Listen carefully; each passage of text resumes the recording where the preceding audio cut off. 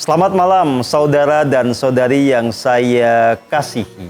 Dimanapun Anda berada, saya menyapa jiwa Anda semua. Saya Setio Hajadewantoro akan ditemani oleh Kang Gagan pribadi. Ya. Kami berdua akan berduet. Kita akan bersama-sama membahas berbagai dinamika global. Nah, saya adalah orang yang suka berjalan-jalan, mengelilingi setengah dunia, karena belum semuanya, Kang. Dan dari perjalanan itu saya betul-betul mendapatkan banyak pelajaran. Dan saya juga sedikit tahu tentang Kang Gagan, bahwa Kang Gagan juga punya kepedulian yang sama tentang dunia ini, sering jalan-jalan juga, sering melihat bagaimana dunia ini bekerja, punya analisa sendiri yang lucu-lucu. Dan ini yang ingin saya tanyakan ya kepada Kang Gagan, supaya kita semua bisa belajar bersama dan kemudian mendapatkan wisdom ya tentang bagaimana kemudian kita nanti berkehidupan di masa kini dan masa depan. Pertanyaan saya pertama, Kang, kenapa kok Kang Gagan senang melihat dunia, senang membaca dunia, senang menganalisa yang terjadi di Inggris, yang terjadi di Amerika Serikat gitu ya? Apa sih latarnya dan motifnya? Ya, sebenarnya ada, jadi waktu saya pernah di Melbourne itu saya pernah lihat ada satu tram ya, The World in Your Fingertips gitu. Oh, the world in your fingertips. Ya, Okay. jadi sesuatu yang kecil itu ternyata bisa ngebuka sesuatu yang besar gitu. Artinya kan kita akhirnya berpulang kepada diri kita, sebenarnya apakah diri kita yang kecil atau diri kita yang besar? Apakah dunia itu yang besar? Apakah kita yang besar? Dan itu kita yang milih ya? Iya. Dan itu akhirnya pemilihan itu memang terjadi setelah sekian tahun kemudian lah ya. Oke. Kemudian saya berkenalan dengan bagaimana dengan ruang dan waktu. Kemudian bagaimana akhirnya, ya mungkin boleh ya sedikit ya. Boleh. Jadi Kang Gagan harus perkenalkan dulu kepada publik ya, siapa Kang Gagan dan apa yang membawa Kang Gagan ke titik seperti ini. Jadi kalau istilahnya kalau di dunia meditasi itu kan ada dunia meditasi yang apa istilahnya yang fungsional dan yang rekreasional ya gitu ya. Jadi kalau yang rekreasional kita sekarang banyak mengenal bahwa meditasi itu kita lakukan di akhir pekan dengan grup-grup tersendiri atau dengan satu tempat tertentu gitu. Tapi yang menarik adalah bagaimana kita bermeditasi itu secara fungsional. Oke. Jadi bagaimana kita akhirnya menggerakkan bukan hanya sekedar mind kita, body kita, tapi kita juga secara soul kita. Gitu ya. Nah ini yang kemudian menjadi tantangan berikutnya adalah bagaimana soul ini kita bisa berjalan-jalan ke seluruh dunia. Oh, ini menarik ya. Jadi kita bisa berjalan-jalan ke dunia dengan dua pendekatan. Pendekatan fisikal, ya kita beneran jalan-jalan, beli tiket pesawat, keliling-keliling secara fisikal. Tapi lewat meditasi sebetulnya kita bisa membuat jiwa kita yang jalan-jalan ya. Kesadaran kita yang menjangkau banyak negara, banyak tempat, melintasi atau melampaui batasan ruang dan waktu. Begitu kan maksudnya? Iya, jadi sebenarnya ada satu yang menarik di kala kajian itu tuh berubah dari kita ngomong soal tadi ya, misalnya kita beli tiket, kita jalan-jalan, kita ketemu sama orang gitu. Jadi ternyata pas di meditasi itu kita kemudian mengenal yang namanya kata hadir. Oke. Hadir itu ya berarti kita ada badan kita, ada pikiran kita, dan ada hati kita. Jadi kalau kita kemudian bertemu dengan seorang Perdana Menteri atau kita ikut rapat di sebuah parlemen, itu memang terasakan gitu. Jadi ada baunya, ada rasanya. Walaupun badan kita tidak ada di situ. Kita katakan itu namanya duplikasi. Duplikasi itu artinya kita ada di sini, sekaligus kita juga ada di sana. Jadi secara fisikal kita misalnya ada di Jakarta. Ya. Tapi dimungkinkan pada saat yang sama ada bagian dari diri kita yang itu sedang mengikuti satu sidang parlemen di Inggris misalnya. Itu mungkin, Kang? Ya, sangat mungkin. Secara saintifik bagaimana menjelaskan itu? Sebenarnya kalau secara saintifik yang paling gampang gini lah. Kalau kita misalnya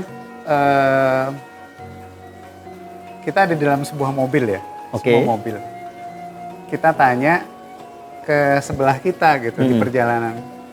Gimana perjalanannya, capek apa enggak kan gitu kan. Terus dia bilang, iya tadi cuman ngelihat ke kiri ada tukang sate itu. apa namanya, dagangannya rame kan gitu. Kita tanya lagi sama si supir yang nyupir mobilnya itu, gimana Pak? Wah macet nih gitu kan. Gimana ya, mungkin sekarang kendaraan udah terlalu banyak, dengan semua analisanya lah gitu. Sedangkan kita sendiri juga punya penjelasan yang berbeda, padahal itu dalam satu mobil yang sama. Dalam satu mobil yang sama, pengalaman orang bisa berbeda. Iya, artinya dalam satu satuan waktu kita tuh sangat memungkinkan. Oh. Dari satu satuan waktu dalam mobil itulah ya penjelasannya, bahwa kalau kita bisa menjadi driver, kita bisa menjadi teman kita di sebelahnya, atau jadi diri kita, kan kita bisa punya cerita yang berbeda. Iya, iya. Ya, sebetulnya kalau dari sudut pandang spiritual, yang punya batasan ruang waktu itu kan memang badan fisik kita. Kalau jiwa kan sesuatu yang imaterial, yang otomatis sebetulnya tidak terbatas oleh ruang dan waktu. Dan pada saat yang sama, sebetulnya juga kita bisa punya kesadaran jiwa selain kesadaran ragawi ini. Betul. Jadi kalau buat saya sebetulnya nggak ada yang aneh ya. Betul.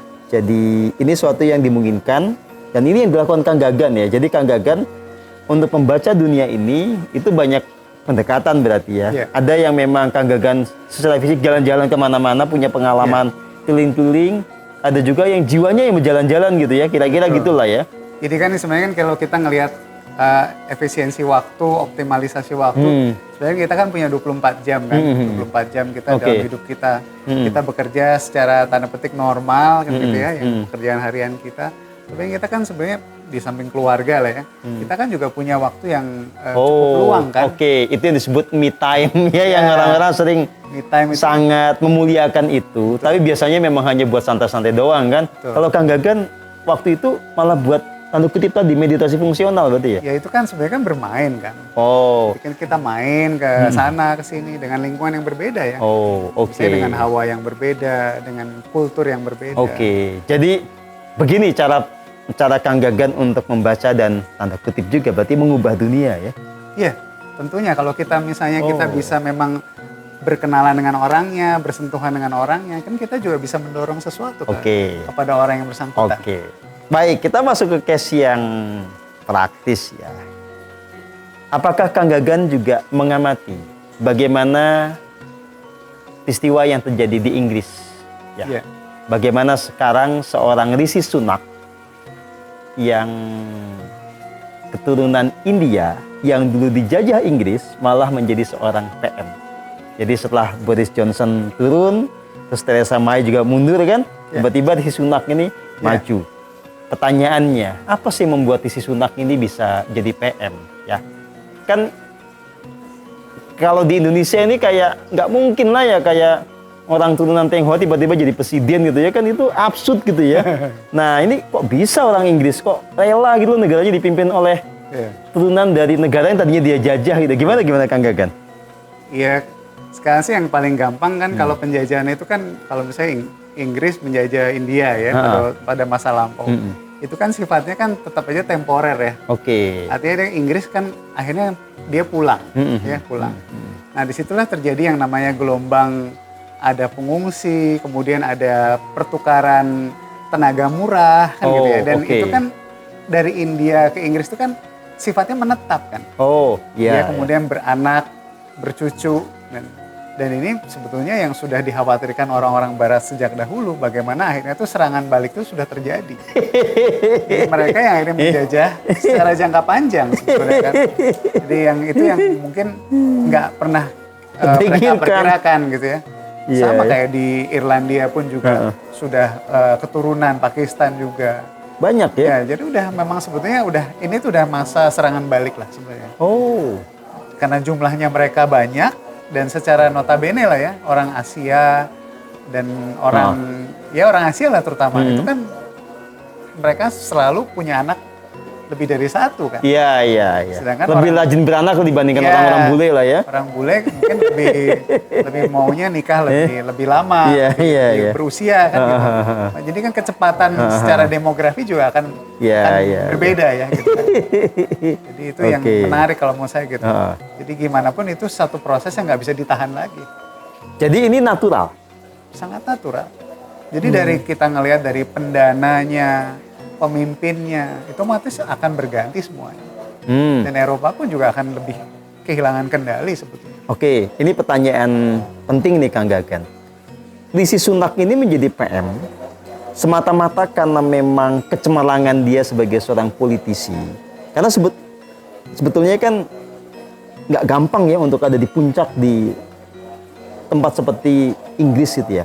Atau sebetulnya ada sebuah desain gitu ya dari kekuatan yang lebih besar ya yang membuat Rishi Sunak pada akhirnya menjadi PM. Sebenarnya kalau saya lebih ngelihat tuh dia sebetulnya kalau ngelihat kulit ya mungkin kulitnya India ya. Tapi sebenarnya dia tuh sebenarnya orang Inggris. Oh ya? Dia sebenarnya orang Inggris, artinya memang membangun karir dari bawah. Cuman masalahnya dia tuh orang Inggris yang memang dari awalnya tuh dari latar belakang ekonomi yang udah menengah ke atas.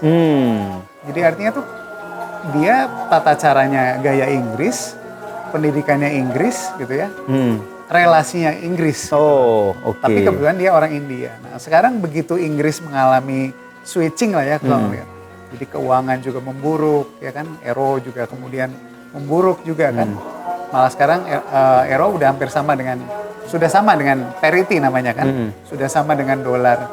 Otomatis yang punya kemampuan ekonomi itu adalah salah satunya adalah India. Dia kan 5 besar lah ya. Iya, 5 besar ekonomi dunia.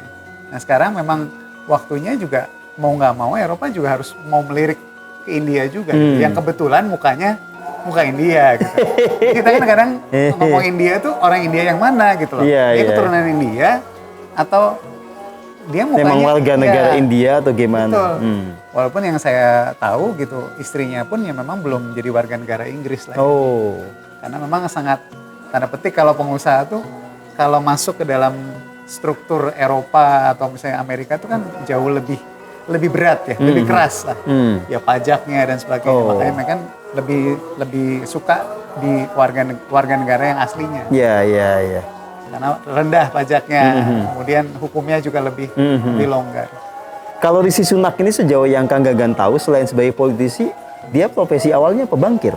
Bankir ya, dia dari Goldman Sachs. Gitu. Dan memang itu ya kita juga nggak bisa menutup mata kalau Goldman Sachs tuh memang bukan yang sekedar lembaga keuangan gitu ya. Oh, baik. Ini menarik, Kang. Apakah lembaga keuangan internasional sebagai mana Goldman Sachs itu punya interest pada politik dan memang secara sengaja bermanuver mempengaruhi politik di sebuah negara? Ya itu sih udah jelas kalau memang karena kita udah ngelihat bahwa sebetulnya itu kan ujung dari ekonomi itu kan antara ada yang namanya hutang dengan asuransi kan. Oke. Dan itu memang mereka emang termasuk orang ya istilahnya termasuk lembaga yang memang sudah dipercaya bertahun-tahun lah ya. Dipercaya itu maksudnya memang dia punya kendali penuh gitu atas negara. Ya kan negara ini kan institusi yang bertanggung jawab kan pemerintahan. Betul. Ya. Kemudian di luar ini ada lembaga-lembaga keuangan. Ini sebetulnya saling mempengaruhi kan. Jadi lebih tinggi yang mana kalau kayak di Inggris? Yang lebih powerful itu lembaga keuangan atau pemerintah? Ya sekarang tinggal kita ngomongnya kan ada dalang, ada wayang kan. Nah yang dalang siapa, yang wayang siapa kalau kayak di Inggris begitu? Ya dalangnya lembaga keuangan ya. Oke, berarti dalam politik di Inggris itu sebetulnya secara lugas ya, kita bisa sebut Rishi Sunak ini adalah satu aktor ya, yang sebetulnya di belakangnya ada kekuatan yang sangat besar. Ya kita kan juga jangan lupa kan Eropa dan Amerika tuh memegang sampai 82% keuangan negara, keuangan dunia. Keuangan dunia, oke. Jadi kalau misalnya something gonna happen dengan yang ini kan dia kan parameter Eropa sebenarnya. Oh, Inggris ini. Kan. Oke. Jadi kalau dia sampai jatuh ya memang itu jatuhlah semua. Oh, jadi ini ditarik ke Amerika dong. Jadi ya, dia kan istilahnya alliance kan itu ya, sekutu kan gitu. Iya. Jadi kalau misalnya Inggris Eropa lepas dari US dollar ya otomatis US dollar pasti akan jatuh. Jadi sebetulnya negara-negara yang dianggap penting ya dengan segala pertimbangannya termasuk soal sumber daya alam yang banyak atau dia punya populasi yang melimpah dan bisa jadi pasar, pasti menjadi concern dari lembaga-lembaga keuangan ya, yang kemudian dia menjadi semacam tanda kutip dong dalang di balik semua dinamika politik. Itu begitu, Kang? Ya, jangan-jangan termasuk Indonesia juga begitu dong? Ya, sekarang kan jadi pengusaha barang atau pengusaha kebijakan kan. Nah, pengusaha kebijakan itu yang sebetulnya yang mereka lakukan gitu. Karena itu kan dari makro kan kemudian mikronya kan kena semua kan. Oke. Semua kebijakan yang ya misalnya dari pertanian, dari perindustrian semua pasti akan kena kan gitu. Oke, jadi saya coba memahami Kang. Kalau ada seseorang yang memang dia sudah dianugerahi kekuatan finansial, ya, untuk mengamankan asetnya dan menumbuh kembangkan asetnya, maka mau tidak mau mereka harus mempengaruhi negara dong. Ya, jadi dengan memainkan kebijakan tertentu, maka bisa diciptakan peluang-peluang bisnis baru. Dengan memainkan kebijakan tertentu, maka kepentingan dia bisa dilindungi. Logika itu memang seperti yang terjadi di banyak negara memang kayak gitu ya. Ya itu kan seperti kalau analoginya seperti kayak air laut kan. Air laut kan keluar dulu, kemudian dia masuk lagi, keluar dulu. Jadi ada kosong, kemudian ditimpa lagi. Sama kayak dikasih bantuan dulu, kemudian nanti jadi utang lagi kan gitu. Karena kurang bantuannya. Ya semua memang ya secara klasikal lah semua juga orang sudah banyak mengerti ya. Kenapa kita harus berhutang, kenapa kan. Ya terlepas dari itu tuh adalah faktor konsumsi maupun produksi ya. Tapi memang cara memutarkan uang itu kan memang dari katakan lembaga yang memang punya gap currency kan. Oh. Dia currency-nya berada di bawahnya mereka. Ya, di situ ya, timbul selisih. Ada selisihnya, ada keuntungan. Hmm. Dan jelas orang yang meminjam tadi kemungkinan besar juga akan berhutang kembali karena dia juga akan punya gagal. Dalam konteks lagi. Ini berarti kalau ini kita membayangkan ya, menjadi orang yang ada di balik lembaga keuangan internasional yang berpusat di Amerika Serikat, yang punya pengaruh terhadap banyak negara di dunia. Pasti dia punya pikiran yang sederhana dong. Inggris ini kan adalah poros dari negara persemakmuran. Jadi Inggris ini kan punya sebetulnya adalah mantan-mantan koloni ya. Otomatis dia punya pengaruh besar terhadap negara-negara itu. Australia, Malaysia, India dan macam-macam, New Zealand gitu ya. Sehingga ya untuk memainkan peluang ini mau tidak mau si lembaga ini pasti akan memberi pengaruh kepada pemerintahan di Inggris dong. Betul. Gitu ya. Itu asik apa ngeri kalau gitu kan? Ya sebenarnya kalau kita masuk dalam lingkaran sama-sama dolar ya, misalnya kayak Singapura dolar, New Zealand dollar, kenaikan atau kemakmuran yang dialami oleh Amerika dan Eropa itu adalah sebuah keuntungan buat mereka. Jadi kalau saya katakan itu tuh kayak feeder ya, feeder dollar lah gitu. Jadi Australian dollar, New Zealand dollar. Karena yang tetap aja yang dipakai itu adalah sebenarnya selisih.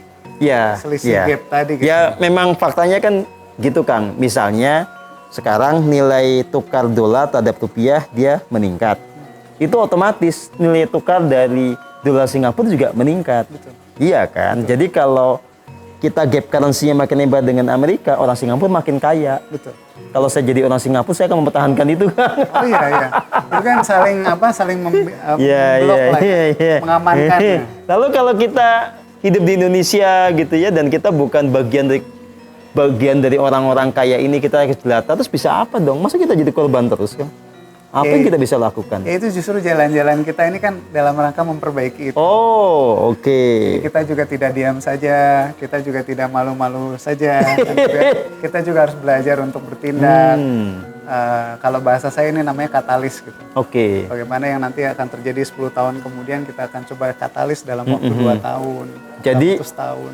Kita ini membaca dunia bukan sekedar dalam rangka kepo gitu ya, sekedar tahu gitu, bukan ya. Tapi memang ada sebuah tujuan yang lebih luhur ya. Kita bisa mengubah itu. Iya. Karena mereka juga bermain ya, kita juga harus bermain kan. Nah, kalau mereka kan bermain dengan kekuatan finansial ya, kekuatan yang real, kekuatan politik, bahkan bisa jadi kekuatan legit, kekuatan militer gitu ya. Nah, kita memang bisa mengimbangi itu dengan kekuatan yang lain. Memang di dunia ini ada kekuatan yang lain. Ya sebetulnya kan semua yang bermain itu kan manusia. Oke. Kita juga manusia. Oke. Nah kalau kita misalnya kita bisa membantu mereka untuk jadi lebih sehat, lebih bahagia, lebih lebih bisa manusia lah, menjadi manusia yang seutuhnya gitu. Mereka otomatis juga akan banyak merubah kebijakan-kebijakan mereka untuk lebih menghargai manusia. Oke, misalnya nih ya, kita balik ke Inggris dan balik ke PM Rishi Sunak ya. Kalau membaca secara apa ya, telanjang ya, secara apa adanya kan, pasti kita melihat sebuah struktur, sebuah hierarki. Bagaimanapun dia mewakili kepentingan besar. Kepentingan besar ini ya kalau sudah kita bicara kepentingan uang, kepentingan kapital, susahlah kita harapkan bisa peduli pada kepentingan rakyat banyak. Ya. Nah, tetapi kalau melihat apa yang diungkapkan oleh Kang Gagan, gitu ya, saya bisa dapat sebuah kesimpulan nih bahwa sebetulnya lewat meditasi fungsional, sosok Rishi Sunak maupun lingkaran-lingkaran yang ada di baliknya itu bisa dipengaruhi supaya lebih humanis, itu bisa. Iya, jadi kan sebetulnya kalau kita ngelihat kan puncak kemanusiaan sekarang tuh kan kita nggak akan jauh dari namanya algoritma kan gitu ya. Algoritma itu kita bisa ngelihat pendapatan medsos, pendapatan saham, pendapatan kripto dan sebagainya itu kan memang berdasarkan algoritma. Nah sebenarnya yang bisa dilakukan oleh teman-teman yang bermeditasi itu adalah menciptakan algoritma meditasi. Oh ya? Bagaimana dia kemudian bisa berkontribusi secara positif gitu ya. Bagaimana itu menjadikan orang-orang yang di sekitar mereka tuh, karena gini, yang paling gampang tuh mereka juga kan nggak pernah sendiri kan ya. Mereka juga punya sponsor, mereka juga harus berterima kasih sama orang-orang yang memang mendorong mereka di politik dan sebagainya. Nah, ini kalau kita bisa semua kita coba kerjakan gitu kan. Ini kan minimal. Minimal tuh bisa membalance. Bisa membalance bagaimana orang-orang itu punya kebijakan yang lebih positif gitu. Nah, gini Kang. Kalau ini pengalaman saya pribadi ya, bahwa yang Kang Gagan ungkapkan sebetulnya adalah permainan di dunia energi kan. Permainan vibrasi, permainan mengelola frekuensi kan. Bahwa apa yang terjadi di sebuah negara ya, di tataran fisiknya ini pasti tidak lepas dari konteks energi yang melingkupinya kan gitu. Jadi semuanya ini saling berhubungan. Ini kayak bola biliar ya istilahnya ya. Jadi kalau nembak ke sana ya, antara satu titik dan titik lain bisa saling terhubung kan. Bola ini bisa mempengaruhi konstelasi bola yang lain gitu ya. Jadi kalau misalnya Kang Gagan itu meditasi fungsional menembakkan energi ke satu titik, itu akan bisa mempengaruhi banyak apa namanya, dimensi dari lingkup situasi di sana. Itu begitu ya cara mainnya. Ya otomatis seperti kayak kita misalnya janjian sama orang, misalnya kita telat nih 5 menit, setengah jam. Itu kan sebetulnya kan juga merusak juga kan rencana-rencana berikutnya. Dan itu akan mempengaruhi banyak hal yang lainnya, itu berentet. Itu kayak begitu ya. Pertanyaan terakhir di sesi ini Kang Gagan. Ya, apa yang bisa dilakukan oleh orang-orang yang sudah mulai belajar meditasi supaya meditasinya nggak hanya berguna untuk dirinya sendiri, nggak hanya untuk nyari tenang gitu ya, tapi ada fungsi untuk kehidupan bersama. Apakah dia bisa meditasi dengan memancarkan energinya untuk mengaruhi satu kota gitu? Itu bisa kan? Ya kalau buat saya yang senang bermain tuh pasti orang akan ada titik jenuhnya kan. Akan ada titik jenuh. Jadi kalau bisa same all the time, ya begitu dengan portal yang sama, dengan nggak asik lah ya. SOP lama-lama bosan lah ya. Dia kan bosan. Tapi pas begitu kita merasa bahwa ini juga tanggung jawab kita, itu juga kita juga bisa berkontribusi. Jadi nggak mesti saya, misalnya contoh ngomongin di satu negara gitu, katakanlah kita ngerjakan Inggris misalnya gitu. Kan saya juga nggak mesti jadi Perdana Menteri Inggris gitu. Nggak mesti dong. Tapi paling tidak saya juga sama dengan Perdana Menteri Inggris gitu. Karena saya menyayangi juga rakyat Inggris, kemudian juga saya merasa bahwa ini adalah saudara-saudara saya juga. Gitu. Jadi dengan kemampuan meditasi fungsional, Kang Gagan secara praktis sebetulnya bisa memberikan pengaruh kepada PM Inggris. Ya. Begitu terpengaruhi oleh kekuatan kasih murni, dia menjadi lebih humanis. Sehingga membuat kebijakan lebih humanis buat rakyat Inggris. Dan ketika ini berubah, pasti akan mempengaruhi dunia juga. Begitu alurnya? Betul.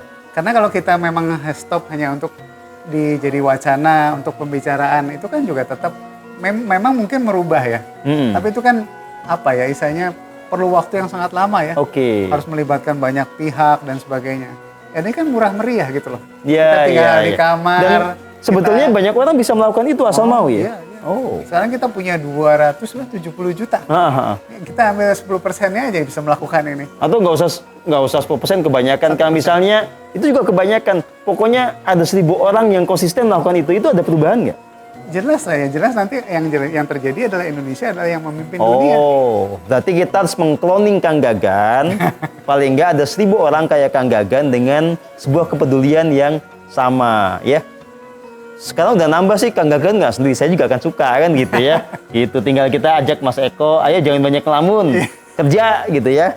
Gitu Kang Gagan tapi ya. ini ada satu yang agenda yang juga cukup penting tuh. Kita kan secara demografi ini kan konon dari 2025 ini kita nih masyarakat Indonesia, penduduk Indonesia tuh sudah menjadi manula. Oh. 40% nih. Mereka bisa diberdayakan dong sebetulnya ya. Manula ini kan makin lama kan makin menua ya. Nah, saya bayangkan kalau satu ketika kita ini penduduknya udah lebih banyak yang tua. Nah, ini kan sebetulnya proyek-proyek ini tuh kan harusnya bisa menjadi hal yang menarik. Oke. Jadi orang tua supaya hidupnya bermakna diminta aja banyak berdoa, tapi bukan hanya doa untuk dirinya, minta ampun untuk dirinya. Dia betul-betul berdoa memberkati, misalnya satu kawasan memberkati Inggris, satu kawasan memberkati Skotlandia atau satu kota. Itu asik ya. Aja, misalnya, itu asik ya. Ya, atau London gitu. Dia tetap bertanggung jawab sampai dia meninggal London. Oh. Dia udah sekelas wali kota London. Ini ide yang menarik ya. Gila sih. Karena susah dibayangkan oleh orang-orang yang hanya menggunakan logika rasional empirika. Tapi buat saya ini sangat-sangat logis, sangat masuk akal.